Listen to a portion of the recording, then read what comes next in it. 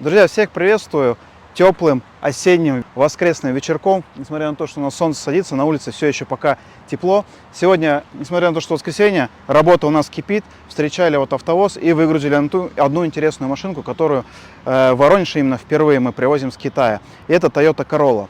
Toyota Corolla с двигателем 1,2 литра турбо, 116 лошадиных сил. Несмотря на то, что здесь двигатель 1,2 литра турбо, поверьте, для этой машинки этого двигателя хватает. Я сейчас вот здесь вот от автовоза немножко проехался, немножко на педаль нажал, и машина хорошо подрывается, нормально тянет. Эту машину также можно приобрести и с двигателем 1,8 литра, гибридную версию, но цена будет чуть повыше. Итак, давайте пробежимся по внешке, и потом в конце назову, сколько этот автомобиль вышел с доставкой до города Владивостока. Смотрите, в белом цвете автомобиль, он у нас весь полностью в родном окрасе. В Китае полностью его проверили, все толщиномером измерили, ни одной крашеной детали нет. Из мелких таких недочетов, нюансиков у нас что здесь есть по кузову? В принципе, левая боковая часть вся без изъянов, кроме на пластике, не на металле, опять же на пластике, вот такой вот немножечко есть нюансик и небольшая вот здесь вот потертость. Все, больше нигде здесь никаких ни потертости, ни царапин нет. Сейчас давайте обойдем просто ее вот кругом, и вы посмотрите. Здесь, как и положено, всегда есть китайские символы на автомобилях из Китая, поэтому чаще всего люди, когда уже пригоняют автомобили из Китая, их просто убирают, и остается Toyota Corolla у нас. У нас камера заднего хода есть, парктроники задние, все у нас имеется. Машина на налитых дисках. Если мы обойдем с правой стороны, этот автомобиль тоже никаких изъянов, никаких потертостей здесь нет. Машина у нас по комплектации имеет люк. Сейчас мы с салона еще все это отдельно покажем. Смотрите, с Китая машина пришла с тонировкой, и ее пока не стали обдирать, но для того, чтобы поставить у нас на учет, конечно, придется эту тонировку снять. И здесь, по-моему, если не ошибаюсь, на переднем бампере где-то я тоже маленькую царапинку увидел. Но, честно говоря, для того, чтобы... Нет, это грязь, это не царапина. Да, кстати, нет, и ничего здесь и нет. Наверное, это была грязь все-таки. Да, никаких у нас изъянов по переднему бамперу нет. Вот так вот выглядит автомобиль. Автомобиль у нас имеет пробег 41 тысяча километров. Автомобиль 2021 года. Давайте сейчас присядем в салон и посмотрим, что у нас интересного в салоне. Итак, присаживаемся в салон. Давайте обратим на первое, что у нас кожаное сиденье. Не вентилируемый, конечно, но имеется подогрев сиденья. Вот здесь на водительской стороне и на пассажирской стороне тоже имеется кнопка подогрева сидений. Коврики у нас все из ткани. Итак, сажусь я в салон. Ну, понятное дело, что здесь у нас 4 стеклоподъемника, регулировка электрическая, зеркал есть, полный мультируль. То есть здесь у нас есть управление мультимедией и есть круиз-контроль. Круиз-контроль у нас тоже имеется. Давайте я сейчас ее включу и посмотрим, что еще интересно. Ну, по стандарту подлокотник. В подлокотнике есть у нас зарядка 12-вольтовая, 2 подстаканника, спорт режим у нас имеется. Здесь китайцы вывели USB провод для того, чтобы можно было, например, какое-то устройство подключить. Ну и кожаная оплетка селектора переключения передач. Панель вся у нас мягкая, она такая сделана под кожу, но это какая-то вот резина, но она вся мягкая. И с этой части вот здесь все мягенькое, то есть нигде ничего не будет у нас, я думаю, скрипеть, все в порядке. Так, ну что, теперь включаем автомобиль.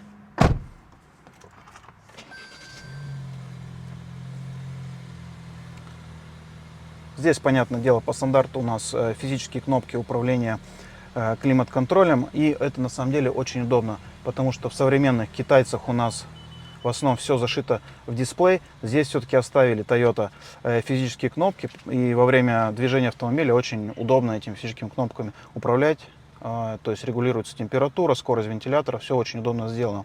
Вот такой вот у нас имеется монитор, здесь управление навигацией мультимедиа, так как она пришла с Китая. Так, что-то у нас климат включен. Так как она пришла с Китая, она на английском языке. Английский язык по стандарту вшит здесь в меню. Поэтому радио работает, навигация, конечно, здесь пока работать не будет у нас. Итак, здесь у нас имеется в козырьках зеркало для водителя, и здесь же имеется зеркало для пассажира. Так, у нас здесь кнопки света, лампочки вот такие. И вот здесь вот кнопка открытия люка. Вот так открывается у нас люк. автоматически, и вот так вот он закрывается одним нажатием кнопки. В принципе, если мы посмотрим на центральную консоль, здесь по стандарту у нас отображается скорость, тахометр имеется. И есть одна электронная часть, где показывается открытие дверей, багажника и пробег. Пробег, как я сказал, у нас 41 тысяча километров. Так, давайте пройдемте назад. Вот я сейчас сижу очень удобно, то есть я сел сам, у меня 1,80 м, как мне удобно, отодвинул сиденье. Мне очень удобно сейчас сидеть. Вот с такой посадкой я сейчас ехал на дальнее расстояние. Теперь посмотрим, как я сяду за самим собой. Сажусь за самим собой. Несмотря на то, что это Toyota Corolla, это не Camry. Посмотрите, вот я сел удобно, и у меня даже еще остается, немного, конечно, но вот остается место до сидения. То есть вообще очень удобно, в принципе, посадка. И ну, места хватает. Я не скажу, что здесь мало места. Это сиденье отодвинуто сильнее назад, здесь, конечно, поменьше места. Все, дальше у нас для задних пассажиров, кстати, подлокотника у нас здесь нет. И никакой нам не поставили ни розеточки для зарядки телефона, ничего здесь нет. То есть, ну, задний пассажир вообще прям удобств по минимуму. Ни подлокотника, ничего не имеется. Вот, но посадка удобная. Давайте посмотрим, что у нас в багажнике. Вот она, кнопка багажника с правой стороны находится от камеры. Багажник у нас чистейший. Посмотрите, китаец положил какой коврик из кожзама. Он смотрится очень прям классно, чистенький весь. Так, и что у нас здесь имеется? У нас здесь полный комплект, баллонник, домкрат, крюк и даже жилет китайский зеленый, для того, чтобы на дорогу выходить и вас видели. Запаски здесь у нас, как всегда, нет. Ну и место даже для запаски тоже не предусмотрено. Так, ну вот сейчас я тут по парковке еду. Как я сказал, уже машина идет мягко, посадка удобная. На разгон, в принципе, этому автомобилю хватает 1,2 литра двигателя, потому что автомобиль там не сильно тяжелый, не сильно там огромный, поэтому машина подрывается, в принципе, неплохо.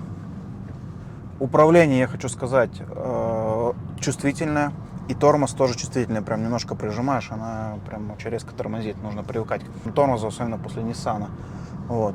Машинка, вот по кочкам не еду, прям мягенько на все реагирует, хорошо впитывает, вообще никаких пока я изъянов у этой машины не заметил. Машинка мне очень прям понравилась.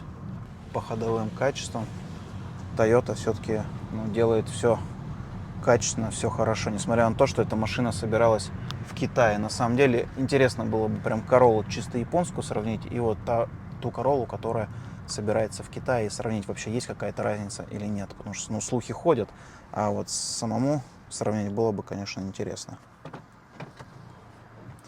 Когда паркинг включаем, автоматически ставится ручник, и в принципе можно даже не задумываться, он всегда автоматом ставится, и когда на драйв переключаем, автоматом снимается.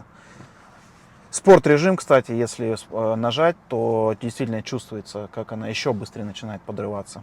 Поэтому спорт режим, в принципе, здесь не просто так сделан для красоты, а и действительно чувствуется. Так, ну все, глушим. По стоимости данный автомобиль до города Владивостока со всеми расходами обошелся 1 580 000 рублей.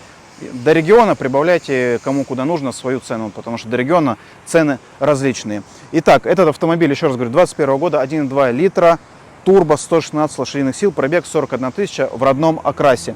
Автомобиль был куплен до всего того, что нас ждет с 1 ноября, потому что, как я говорил, что, скорее всего, автомобили подорожают не только те, которые выше 160 лошадиных сил, но и те автомобили, которые менее 160 сил, потому что на них будет возрастать спрос, все будут их хотеть купить, эти автомобили, и если растет у нас спрос, то, как всегда, растет цена. Поэтому сейчас, пока на них цены держатся, успевайте заказывать такие автомобили, подобные автомобили. Для этого пишите мне в WhatsApp. Всем спасибо за просмотр. На этом будем заканчивать. Пока.